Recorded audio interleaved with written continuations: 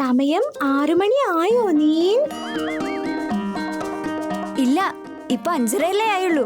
എങ്ങനെയാ സമയം നോക്കേണ്ടതെന്ന് നിനക്ക് അറിയാമോ നീൽ? നിനക്കും പഠിക്കാൻ പറ്റും. Koko TV kids app download ചെയ്യൂ. और एवरीडे कुछ नया सीखो. മേനക ഒരു പട്ടണത്തിൽ താമസിച്ചു.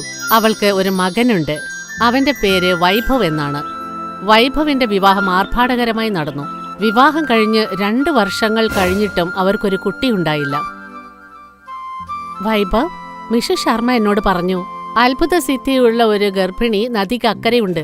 അവിടെ ചെന്നാൽ മലടികളായ സ്ത്രീകൾ ഗർഭം ധരിക്കുമത്രേ. ശരി അമ്മേ, നമുക്ക് ഇന്ന് തന്നെ കുഷിയെ കൂട്ടിക്കൊണ്ട് അങ്ങോട്ട് പോകാം. മേനക തന്റെ മകനെയും മരുമകളെയും കൂട്ടിക്കൊണ്ട് നദിക്കക്കരെ താമസിക്കുന്ന ഗർഭിണിയുടെ വീട്ടിലെത്തി. ഗർഭിണിയെ കണ്ട ഉടൻ മേനകയ്ക്ക് ബോധം കെട്ടതുപോലെ തോന്നി. നിങ്ങൾ നിങ്ങൾ നിങ്ങൾ വൈഭവ് ഒരു നല്ല കമ്പനിയിൽ ജോലി ചെയ്തിരുന്നു. ഗ്രാമത്തിൽ വസിച്ചിരുന്ന കാംനയെയാണ് അയാൾ വിവാഹം കഴിച്ചത്. കാംന കാഴ്ചയ്ക്ക് സുന്ദരിയല്ലായിരുന്നു, തടിയും കൂടിയിരുന്നു. പക്ഷെ പേരക്കുട്ടി ഗ്രാമത്തിൽ നിന്ന് തന്നെ വിവാഹം കഴിക്കണമെന്ന് മുത്തശ്ശൻ ആഗ്രഹിച്ചു. നിന്റെ മുത്തശ്ശന്റെ അവസാനത്തെ ആഗ്രഹമായിരുന്നു. അതുകൊണ്ടാണ് ഒരു ഗ്രാമീണ പെൺകുട്ടിയെ തിരഞ്ഞെടുത്തത്. ഇല്ലെങ്കിൽ ഞാൻ എന്നെപ്പോലെ പട്ടണത്തിലെ ഒരു പെൺകുട്ടിയെ തിരഞ്ഞെടുക്കുമായിരുന്നു. അമ്മ ഇങ്ങനെയൊന്നും സംസാരിക്കലേ, അവള് തെറ്റിദ്ധരിക്കും. ആ അവള് കേട്ടാൽ എനിക്കെന്താ? എനിക്ക് അവളെ പേടിയൊന്നുമില്ല. ഒരു ജോലിയും ചെയ്യാൻ അറിയില്ല, കാണാനും കൊള്ളില്ല, ബുദ്ധിയുമില്ല. അമ്മ, ഞാൻ അവക്ക് സപ്പോർട്ട് ചെയ്തൊന്നും അല്ല.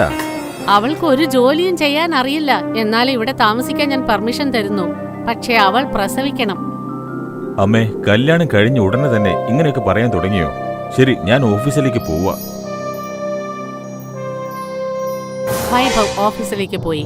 കാംന അമ്മായി അമ്മയുടെ അടുത്തേക്ക് ചെന്നു. അമ്മയ്ക്ക് കഴിക്കാൻ എന്താ വേണ്ടത്? അതെ, എന്നെ അമ്മയെന്ന് വിളിക്കണ്ട. ഞാനിപ്പോഴും ചെറുപ്പം തന്നെയാ. അത് മാത്രമല്ല, എനിക്ക് കഴിക്കാൻ എന്താ വേണ്ടതെന്ന് നീ ചോദിക്കരുത്. കാരണം എനിക്ക് ഭക്ഷണമല്ല, ഒരു കുഞ്ഞിനെയാണ് വേണ്ടത്. പെട്ടെന്ന് ഞാനൊരു കുഞ്ഞിനെ എവിടെ നിന്ന് കൊണ്ടുവരും? അതൊന്നും എനിക്കറിയണ്ട. കുഞ്ഞിന് കളിപ്പാട്ടങ്ങൾ വാങ്ങി വെച്ചിട്ടുണ്ട്. കാംന ഒന്നും മിണ്ടാതെ അവളുടെ മുറിയിലേക്ക് പോയി. ഇങ്ങനെ ഏതാനും ദിവസങ്ങൾ കടന്നുപോയി. 3 മാസത്തിന് ശേഷം മേനക ദേഷ്യത്തോടെ സോഫയിൽ ഇരിക്കുകയായിരുന്നു. വൈഭവ് ഓഫീസിലേക്ക് പോകാൻ തയ്യാറായിക്കൊണ്ടിരുന്നു. വൈഭവ്, നീ ഇന്ന് ഓഫീസിലേക്ക് ലേറ്റായിട്ട് പോയാൽ മതി. എന്താ അമ്മേ, എന്തെങ്കിലും പ്രശ്നമുണ്ടോ?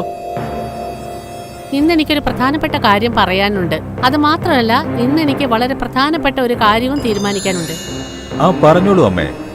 നീ കാംനയെ വിളിക്ക്. കാംനയും അവിടെ എത്തി. കാംന, നിന്റെ പേര് മാത്രമേ കാംന എന്നുള്ളൂ. ബാക്കി ഒന്നിനും കൊള്ളില്ല, കാണാനും കൊള്ളില്ല, തീരെ ബുദ്ധിയുമില്ല നിനക്ക്. എന്നിട്ട് ഞാനെല്ലാം അഡ്ജസ്റ്റ് ചെയ്യുകയായിരുന്നു. ഞങ്ങൾ എത്ര ഹൈ പ്രൊഫൈലുള്ള ആൾക്കാരാണെന്ന് നിനക്ക് അറിയാമല്ലോ. ഞാൻ എത്ര മോഡേൺ ആണ്, കാണാനും സുന്ദരിയാണ്. എന്നിട്ട് പോലും ഞാൻ നിന്റെ മരുമകളായി ഈ വീട്ടിൽ സ്വീകരിച്ചു. അതിനിപ്പോ എന്താ അമ്മ സംഭവിച്ചത്? രാവിലെ തന്നെ ഈ കാര്യം പറയാൻ വേണ്ടിയാണോ അമ്മ എന്നെ ഓഫീസിൽ പോകാൻ നേരത്ത് പിടിച്ചു നിർത്തിയത്? ഞാൻ ഇവൾക്ക് 3 മാസം സമയം കൊടുത്തിരുന്നു എനിക്കൊരു പേരക്കുട്ടിയെ പെറ്റ് തരാനായിട്ട്. പെറ്റില്ലെങ്കിലും ഒരു കുട്ടിയെ ഗർഭം ധരിക്കാമായിരുന്നു. അതുകൊണ്ട് ഇനി ഈ വീട്ടിൽ ഇവൾ നിൽക്കാൻ പാടില്ല. അമ്മേ, ആർ യു ഓക്കേ? എന്തിനാ ഇങ്ങനെയൊക്കെ സംസാരിക്കുന്നേ? അമ്മ എന്തൊക്കെയാ ഈ പറയുന്നെന്ന് അമ്മയ്ക്ക് വല്ല പിടുത്തമുണ്ടോ? ഞാൻ നിന്റെ അമ്മയാണ്. വെറുതെ എന്റെ തലയിൽ കയറി കൊത്താൻ വരണ്ട. വേഗം ഞാൻ പറയുന്നത് പോലെ ഡൈവേഴ്സ് പേപ്പറിൽ സൈൻ ചെയ്തതാ. ഇവളെ കൊണ്ട് സൈൻ ചെയ്യിപ്പിക്കേ. അടുത്ത വിവാഹത്തിന് ഞാൻ ഒരു പെണ്ണിനെ കണ്ടിട്ടുണ്ട്. ഇന്ന് തന്നെ നിങ്ങൾ തമ്മിലുള്ള വിവാഹം നടക്കും. വൈഭവ് കാംനയെ ഡൈവേഴ്സ് ചെയ്തു. അവൻ ജോലിക്ക് പുറപ്പെട്ടു. കാംന വളരെ നിഷ്കളങ്കയാണ്. അതുകൊണ്ട് അവൾ ഒന്നും മിണ്ടാതെ പുറപ്പെട്ടു.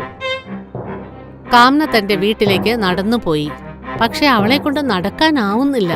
അവളുടെ മനസ്സിൽ ഒരുപാട് ചോദ്യങ്ങൾ ഉണ്ടായിരുന്നു. ഞാൻ ഇവിടെ നിന്ന് ഗ്രാമത്തിലേക്ക് തിരിച്ചു പോയാൽ എന്റെ വീട്ടുകാർ എന്നെ വീണ്ടും സ്വീകരിക്കില്ല. അതുകൊണ്ട് ഗ്രാമത്തിലേക്ക് പോകുന്നതിന് പകരം ഇവിടെ നിന്ന് മരിക്കാം. എന്റെ ഭർത്താവിന് ഇന്ന് വീണ്ടും വിവാഹം നടക്കും. അപ്പോൾ എന്റെ കുടുംബക്കാർ ഈ 3 മാസവും എന്നെ ഒന്ന് തിരിഞ്ഞു നോക്കിയിട്ടില്ല. ഇനി എങ്ങനെ വരാനാ? കാംന മരിക്കാൻ പ്ലാൻ ചെയ്തു. കാട്ടിലൂടെ ഒഴുകിയിരുന്ന ഒരു നദിയിലേക്ക് അവൾ ചാടി. ആ നദിയിൽ ഒരു ദേവതയുണ്ടായിരുന്നു. ദേവത അവളെ മുങ്ങിച്ചാവുന്നതിൽ നിന്ന് തടുത്തു. മനുഷ്യ സ്ത്രീയായിട്ടും നീ എന്തിനാ മരിക്കാൻ തുനിഞ്ഞത്? ഞാൻ വിവാഹം കഴിച്ചിട്ട് 3 മാസമായി. ഞാൻ ഇതുവരെ ഒരു അമ്മയായില്ല. അതുകൊണ്ട് വിവാഹമോചനം ചെയ്ത് വരികയാണ്. ഞാൻ ഇനി ജീവിച്ചിട്ട് എന്താ കാര്യം?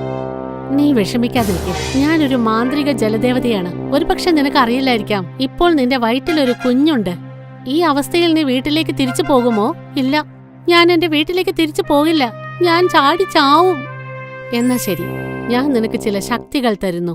അതുകൊണ്ട് നീ നിന്നെ പോലെയുള്ളവരെ ആശ്വസിപ്പിക്കുന്നതായിരിക്കും. നീ ഒരു കുടിലുണ്ടാക്കി ഇവിടെ തന്നെ ഇരിക്കെ.